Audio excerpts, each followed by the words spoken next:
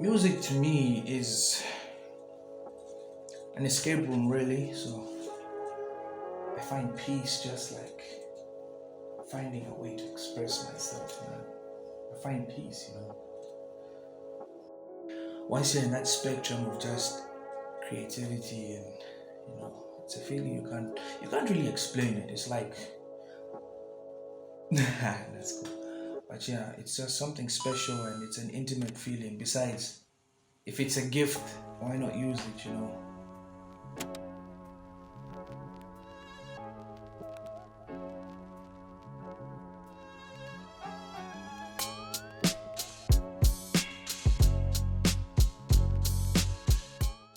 So, what's up, guys? My name is Tokozani Mulela, but everyone knows me as Uncle Ticky. Everyone knows me as Uncle Ticky or Black on the Beat. Yes, I have two aliases. But yeah. I've got those samples, huh? So, most of you guys are aware I am dropping an EP called Tickaholic. Yeah.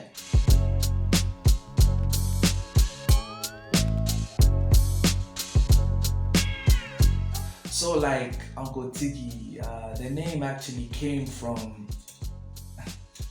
high school. Was it high school? Yeah. Ticky was from high school, but I used to go by. I used to call myself TikTok at some point, right? But the name was like too saturated, like it was all over the industry. So I need something more unique. But the truth is, the name actually manifested or came to life when I was recording like a record, like a song with a brother of mine, Aldrich, and Elijah Lungu, like a ZISD. So like one of the verses I was like rapping, it's time to get jiggy with your man, Uncle Ticky. Then guys were like, Uncle Ticky, yeah, baby. I think that was an ad-lib I threw in there. Everyone just started calling me Uncle Ticky. Yeah. Weird story. That shit, man. Bye. And besides, think of it, it's like, I want to be that cool uncle, Yeah. But for Black on the Beat, that started out as a wee bit of discrimination because of my anointed pigment. Yes, quite rich. The goal is to get richer than dark chocolate. Get the dark part down, give me more options.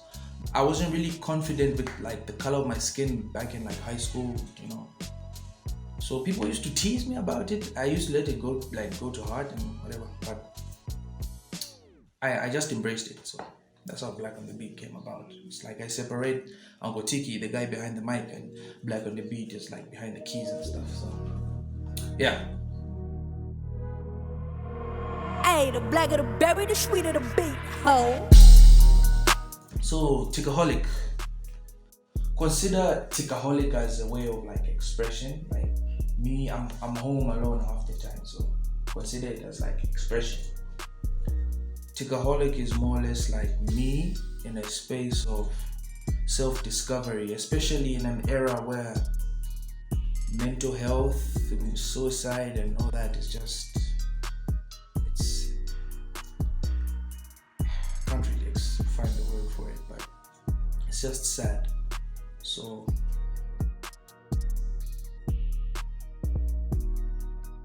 there was so much I didn't know about myself emotionally. I went through enough.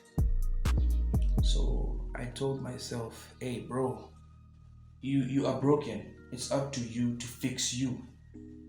You need to fix yourself. And then make a masterpiece out of yourself, because no one's gonna do that for you. It's up to you. So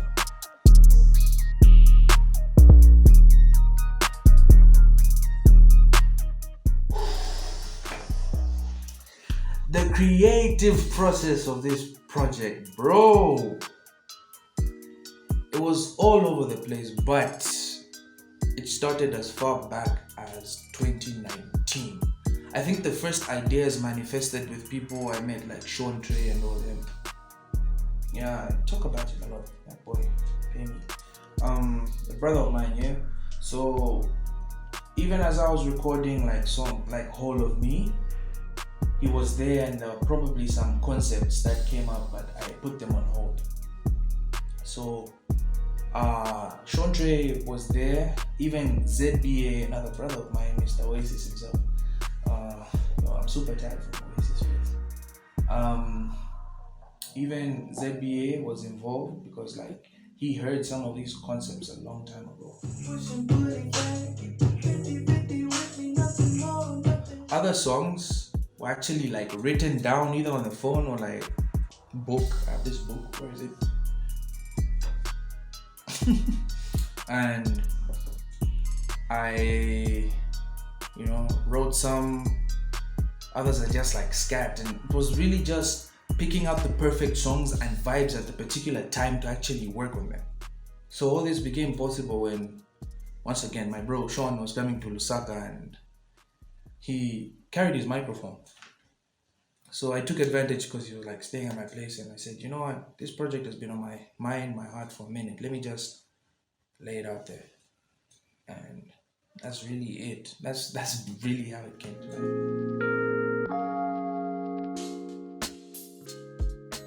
My favorite track on the EP should be, I know a lot of people don't like it, but like the people who have heard it, my close ones, it's YOLO.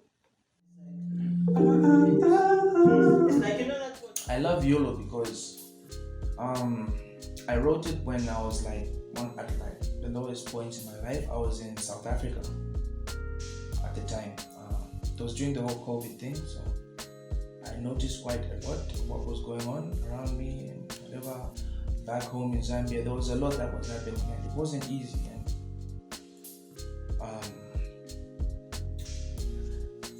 I wrote it when things were just like really messed up, and there was so much happening. I was in South Africa at the time for school, and the environment was difficult and things were hard. But what kept me going was love and prayer from my family, my relatives, the ones I hold dear, because these are strong people going through so much, but they decided to stay strong because they knew I needed like that encouragement. So I'm one guy who's been told like I don't really show expression. So if you've ever seen me like expressive, you are one lucky person, because a lot of like childhood or growing up has had its I've had certain rough parts of my childhood that I don't really like talking about, and they more or less like affected the person I am today.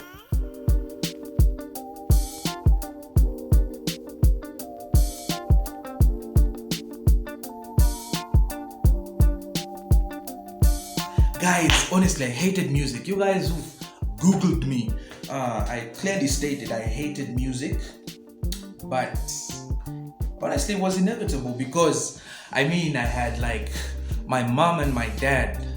Those people, I think that's where the inspiration actually came from, because during the times, I think like 2008, 2007, my parents, usually when there was like load shedding, power cut, so we'd be together, my older sister, mom and dad, and I. They would be singing, and I remember the song they would sing, and they would harmonize so beautifully. It just used to like captivate me. Like it's a song called the Nazareth thing.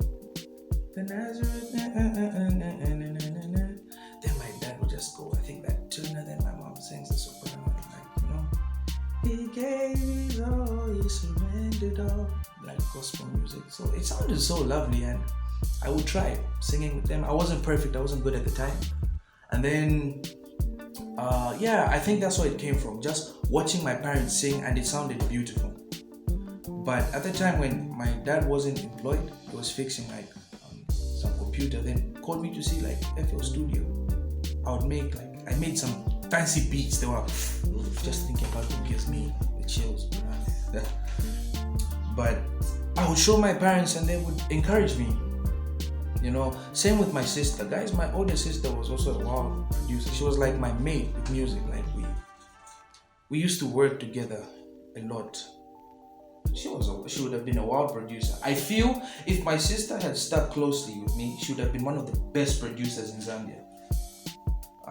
Female producers especially, but I guess life took her somewhere else.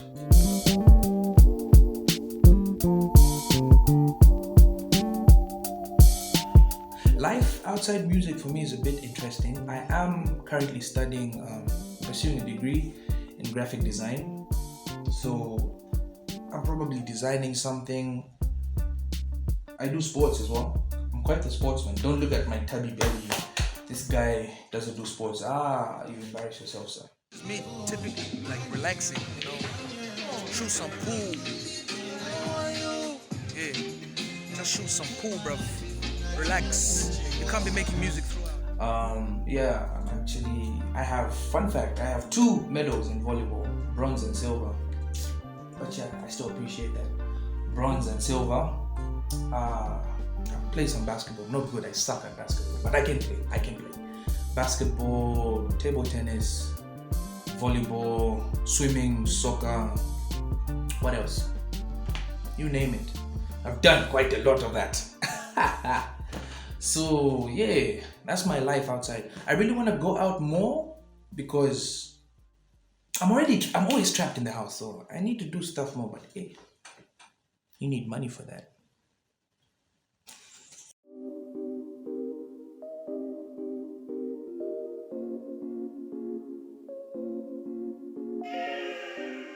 What strengths do I have? Okay, so like, I mean no offense to anyone, like half the time people just, especially in Zambia, people just show us that they can sing and they can rap. That ain't gonna cut it, bruv. At least for me, nah.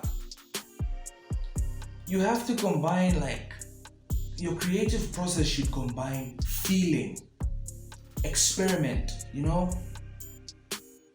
once you merge those entities together, that's good music right there.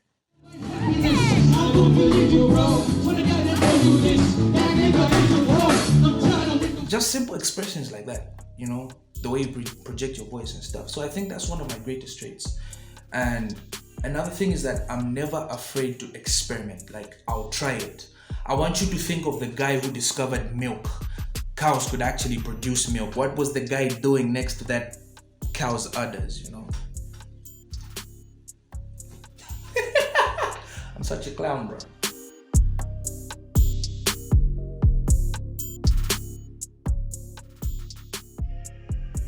My least favorite thing about being a musician. Obviously, my favorite part is the love, the expression, when I express myself, release that banger, then people are like, oh my goodness, Uncle Ticky. The love is always one of my favorite parts. Just being able to create, I'm a guy who loves to always relate life because everything is connected. At least that's what I believe. You know how like women are one of the strongest people in this world. They are the strongest, to be honest. I can't get a baby out of me. But women in labor, it's that struggle. You have hours and hours in labor to produce another human being. But the moment that human being, that's pain right there. But the moment that human being is brought like into this world, it's like the pain is gone. Then they could still be feeling that pain, but the fact that they're holding that baby, the pain seemingly like disappears.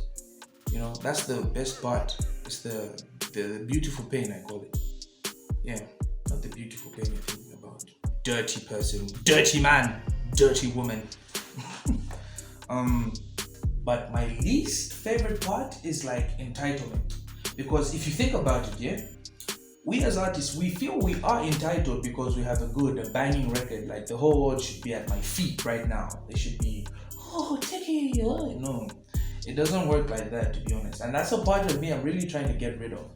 I know every artist has that in them, although they want to act humble, like, no, bro, that's not me. I'm just waiting for my time. Screw you, your time won't be. It won't come tomorrow. It may, but yeah. So yeah, I think entitlement. I have to get rid of that. A toxic trait, because you can put toxic in front of anything these days. Yeah, anyway, I can say that.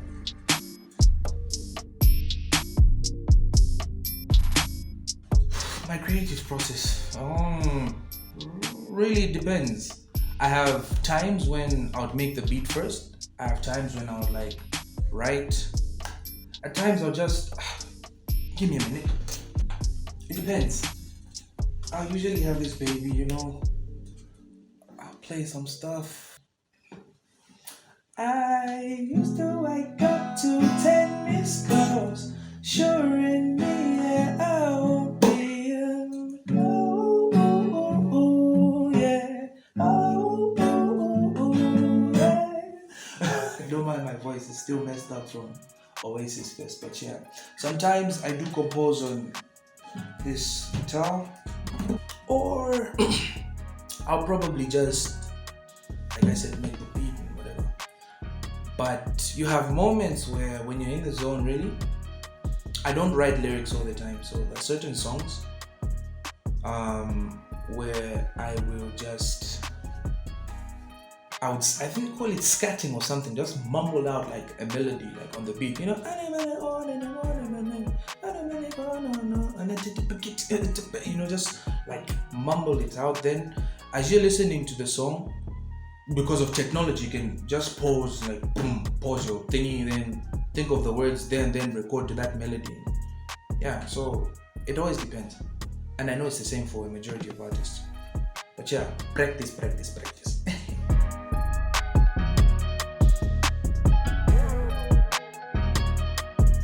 Okay, so my dream collab, like in Zambia, don't get offended. I don't have that craving, like I need to work with any of these established guys, but yo, if life led me to that, so be it, I'll do it, like, you know.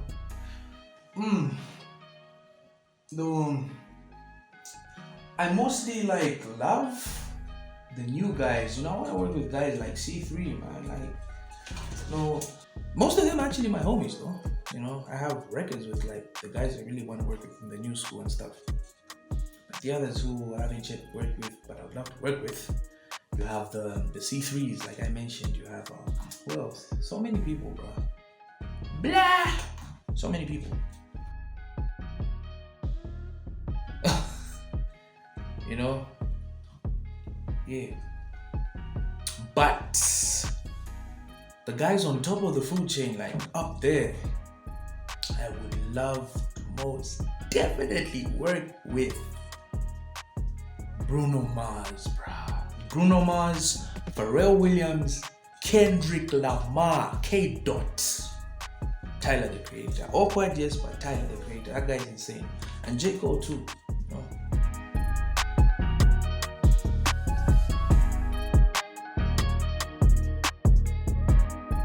So skills that have helped me like become a better musician or an effective musician. Let's see. I think it's because over the years I've actually taught myself, or together with like Troy Rains. I mix, I master, I produce, record myself. All those traits and everything. How to sing, how to rap, like the full package, bro. That's what I've been doing. I'm like self-sufficient. I even design my own artworks these days, you know. So I feel it's very important in the long run. No, not in the long run. Especially when you're new, and you need to invest in some of these skills, because you're not gonna have like the money. Producing an actual complete album is very expensive. And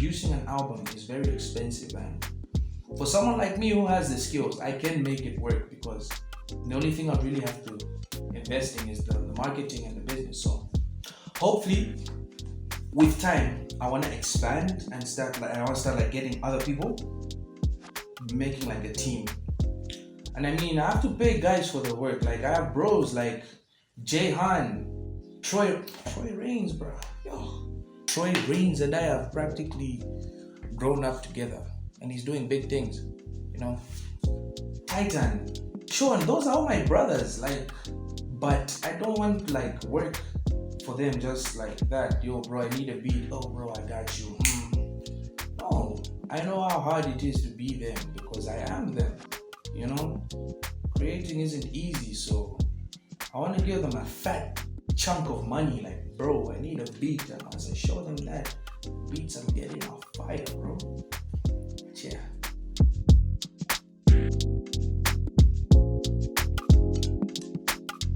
Qualities that make a good musician.